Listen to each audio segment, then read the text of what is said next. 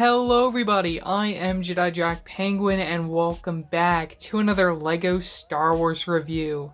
Long have I waited to open this one up. Today we're going to be looking at Cinnaburst 75309, the UCS Republic Gunship.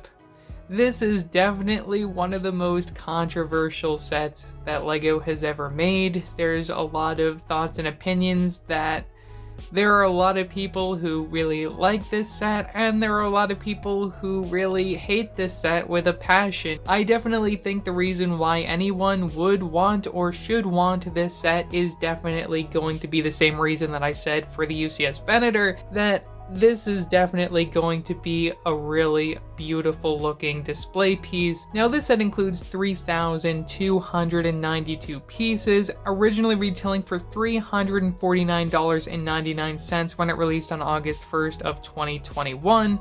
However, in August 2022, this set saw a $50 price increase. Thankfully, I was able to buy it before it increased $50, though I know it also just recently went on sale this year, 2023, and it was even cheaper than how much I spent on it, which makes me sad that I didn't just wait. But at the same time, I was really happy in the moment getting this set. I bought it alongside R2-D2, which was also getting a price increase, and I just think it was one of the craziest days ever because I bought two UCS LEGO sets in one day, and the promos, they suck. But again, when you're buying a set like this, you're not buying it for the promo. If you're buying it for the promo, you're crazy.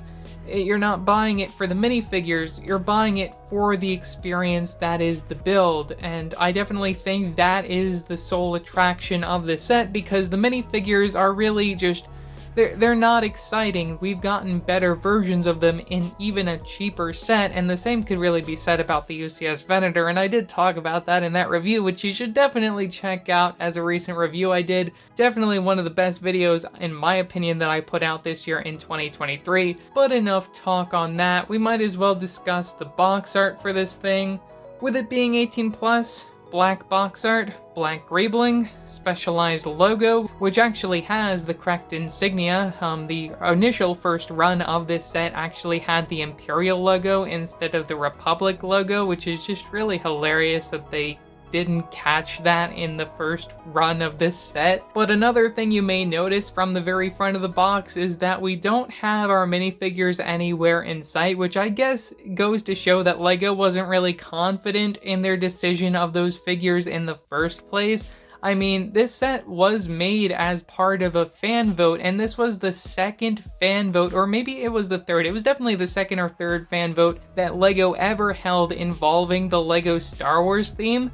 And to be completely honest, I don't know if they really did take any of those character choices into consideration for this set, though I should make it clear that those particular choices may be on their mind when it comes to what figures they do select to celebrate the 25th anniversary of LEGO Star Wars, as we are supposed to be getting exclusive minifigures. Why am I getting off topic? And you'll also notice from the backside, we do happen to see our minifigures, which I guess is nice that they do happen to advertise them on the box. It's just weird to me that they don't advertise them from the front. I don't think they do that with other sets as well. It's just kind of weird, their decision, where they decide to advertise what when it comes to the box design. Initially opening up the box, you'll find a number of your numbered bags just loose inside, and you'll also get this plain white box, which will include all the rest of the numbered bags, in addition to your sticker sheet and instruction manual, which should hopefully be in a folder. Removing those bags from the plain white box and spreading everything out, we have a total of 17 numbered bags, and each of these numbers has up to 3 bags each. Most of them have 2. You'll also see 2 unnumbered bags, which will feature some of the larger pieces of the set, like the display plaque, which is unprinted, as well as a lot of the big windshield pieces, which are so cool. Thankfully, they're all printed. And then here comes the scary part of this story, where our instructions and sticker sheet are included within just a plain bag and not in one of those folders. I definitely think that is one thing that LEGO has improved upon. Putting their instructions within those folders has definitely helped them arrive safer. I mean, while I was removing stuff out of that plain white box, that was probably the thing that annoyed me the most, that this was just crammed all the way at the bottom and slanted sideways. Thankfully though, both the stickers and instruction manuals look to be unharmed and in pretty good condition despite the way that I found them. This set includes 2 sticker sheets, one of which for your display plaque, which will go on that giant tile piece. These are now printed in all LEGO Star Wars sets moving forward as of 2023. The other sticker sheet will feature all the stickers that'll go on the build itself for the Republic Gunship. There are quite a lot of stickers. You'll notice some Republic logos, some dark red for the Republic, and also these, which you would prominently see on a lot of the other gunships as stickers as well. I'm getting rather used to LEGO splitting up instructions into multiple booklets, so this was definitely a surprise seeing this very, very thick manual for the Republic Gunship. You'll also notice that they did print the name of the set on here in a couple different languages, which I find really interesting that they did that. It also mimics the box, which is something that we don't really see very often with LEGO Star Wars sets anymore. From the back side, you get your Star Wars logo, Disney logo. Piece count, win information for 18+. This goes on for a few pages. No advertisements, so we might as well take a look inside, where you can see a very nice photo of the Republic Gunship from Attack of the Clones, where you can kind of see the pilot inside it. There's a regular clone, there's a blue version of the clone that we get within this set. Another regular clone. Let's see if they do show the pilot in here. You know, I never really looked at any reviews of this set, so this would be my first time. Some information from the designer. There they are with the model itself. Also see some more information over here, which you can read if you want to. I really do hope that one day we get a set with the Geonosis Arena battle. I think that would be so cool as a set. More pictures of the gunship. Now these pictures are actually pretty cool. I like that they included these. I guess this is some of their reference material that they used. And there's some clones in there. Some more information that you can pause and read if you want to, in a couple different languages. And I guess they do have to talk about clones. I do kind of wonder if this was them teasing that they were going to make a set including these 2 characters. I mean, I would also really love to see them take on another Kamino set in general. Would be a good way for us to get a Jango Fett Slave 1. That's just my opinion. And there we go, we have our clones all lined up in a little sneak peek of the Venator, I guess, maybe too. This set includes 2 minifigures, both of which were exclusive upon launch. Mace Windu is still exclusive because of the torso piece. However, the following year we'd get an even better Mace Windu minifigure, which reused the head and leg pieces within a $40 set, which is just crazy that they couldn't put that version of Mace Windu in here. I think a lot of fans really just want to have something special if they're spending that kind of money, and I don't really think that the minifigure selection in this set does it for the price that you pay for the set, though again, really at the end of the day, you should be buying this for the build more so than the minifigures. As I said, Mace Windu is exclusive to this set and remains exclusive because we do not get the arm prints that you would see on a later version, which those arm prints are absolutely amazing. And also the torso piece is different compared to that version from that $40 set, which is really cool to see that we have just more of a scuffed up look for this one. Of course, you can change out the arms if you want to on this version, or just place the version from that $40 set on your display plaque, but still not a bad version of Mace Windu. You get the leg printing and the torso printing front and back. Only the one facial expression because he's a bald character. And who can forget that classic purple lightsaber for Mace Windu? Really great to get one of those within this particular set.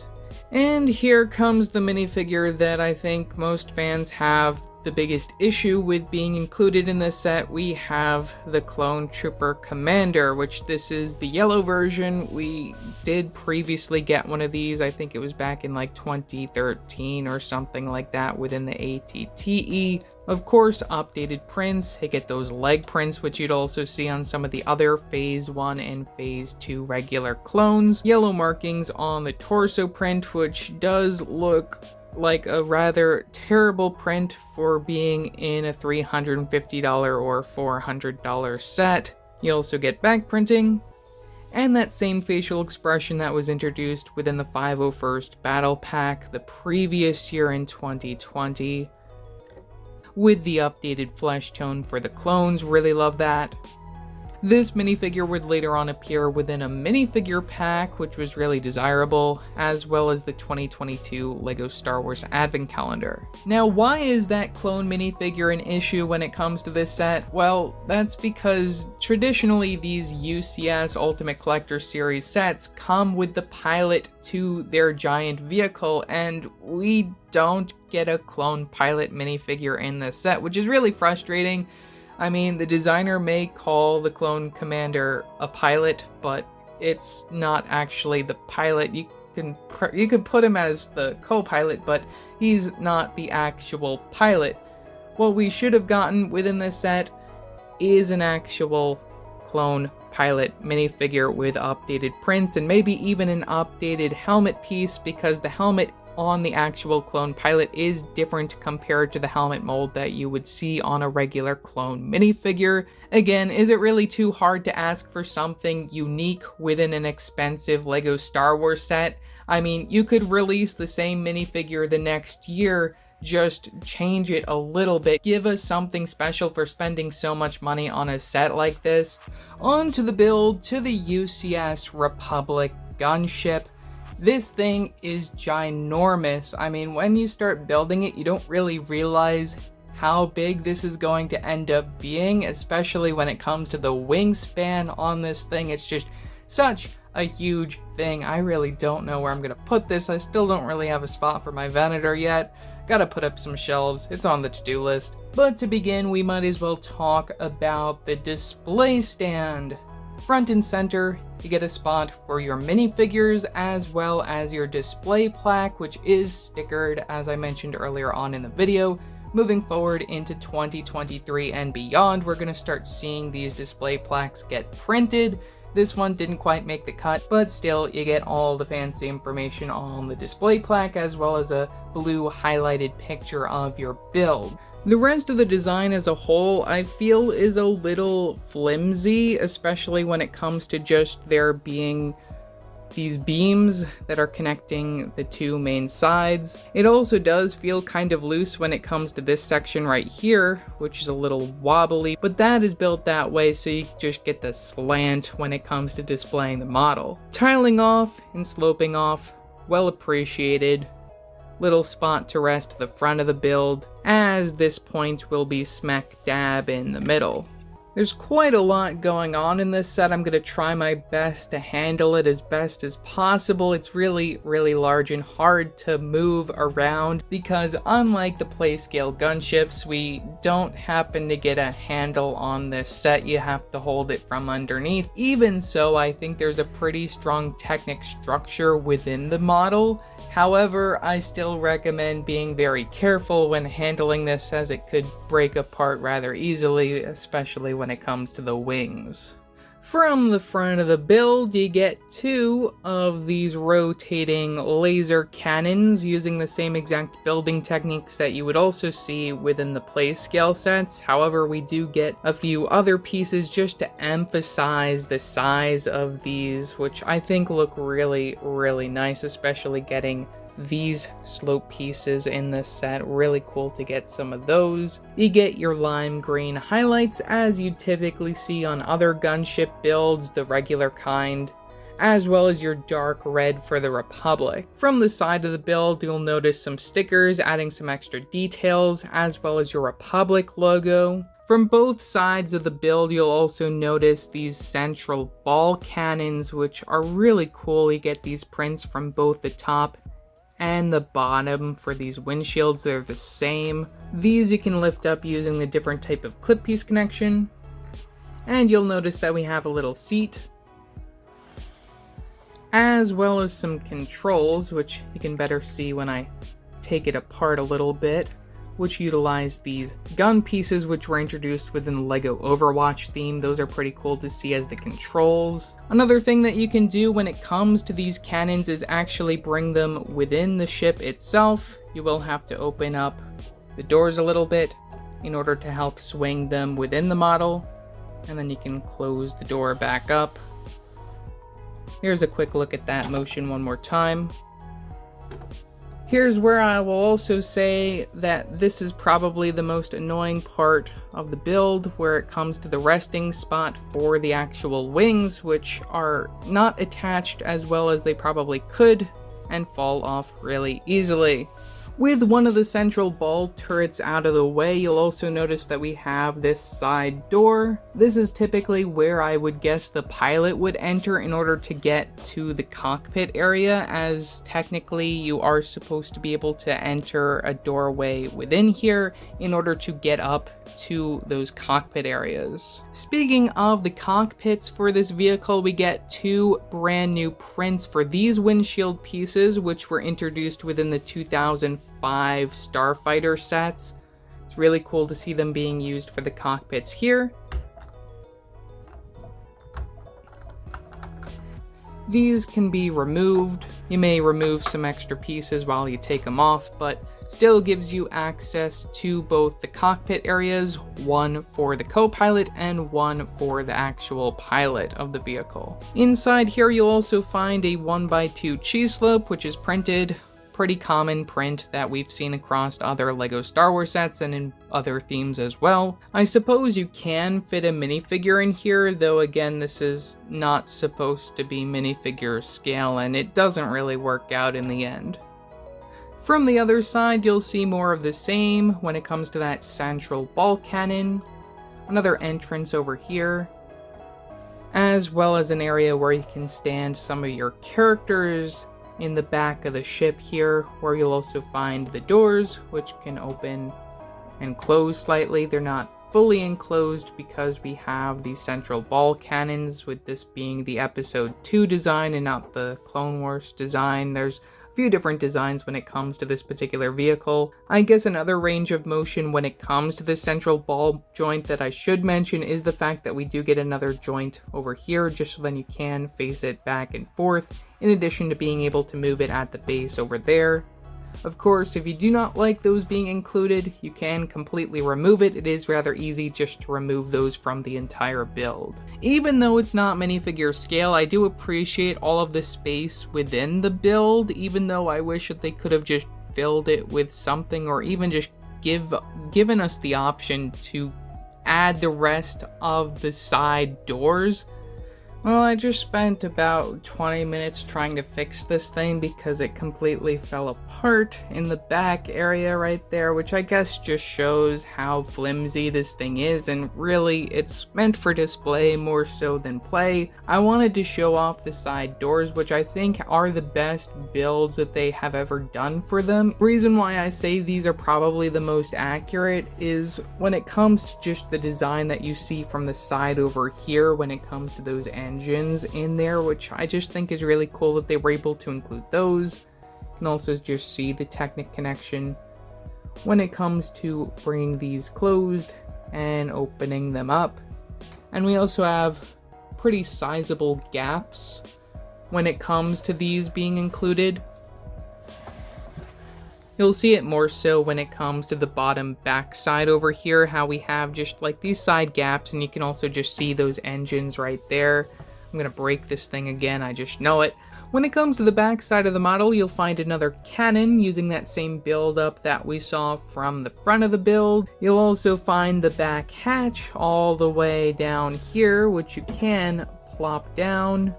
and pretend to have a speeder bike or something come out of the back. I really wish that they included a speeder bike build, because I just think that would have been really nice to see included in addition. Just as an oversized speeder bike coming out the back would have been really cool, especially as a reference to that 2008 model, which is probably my favorite gunship. Gotta rebuild that sometime. Moving up to the top, you'll find these exhaust areas. Really like the tiling off and sloping off there.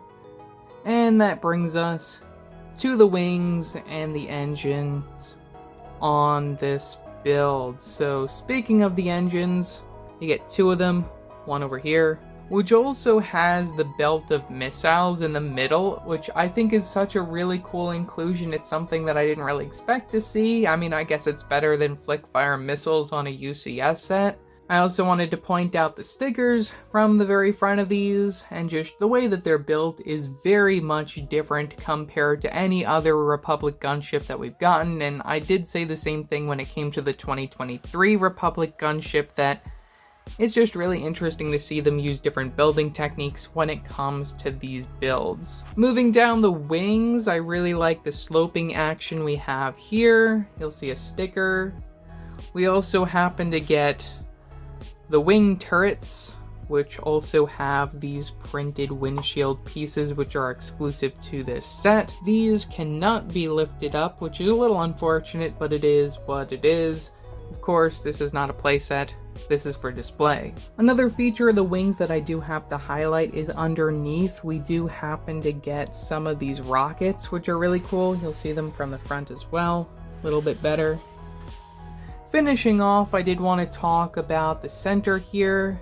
Really love how that's tiled off, and how we also just get some cover up. And even though it likes to fall apart a lot, it's probably one of my favorite design choices of this set. Before I wrap up this video, I did want to do a quick comparison of this gunship to the 2013 as well as the most recent 2023 play scale versions of the gunship. Of course, those are more suited to minifigure scale, this one being a little bit more oversized.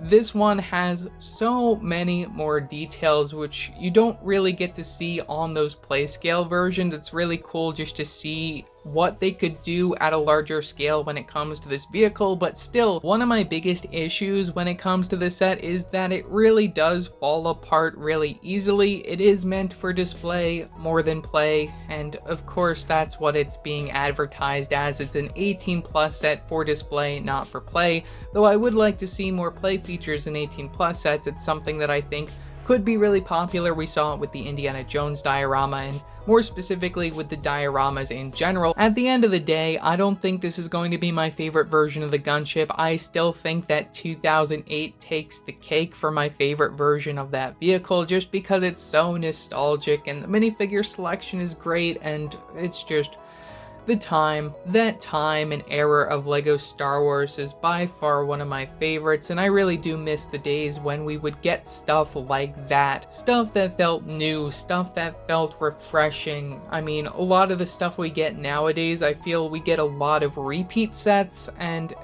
it's just, I definitely think things could be so much better than they are, and that LEGO could be catering to not just the prequel fans, but to original trilogy and sequel fans, and to those who care about other parts of Star Wars as well. I think they are trying the best that they can, and next year, 2024, should be an interesting year for LEGO Star Wars. I'm really excited to see what they do to celebrate 25 years of the theme. I really am disappointed in saying that this probably isn't worth your money unless you can get it at a really good discount. I just think that it falls apart way too easily, and the minifigure selection is not interesting.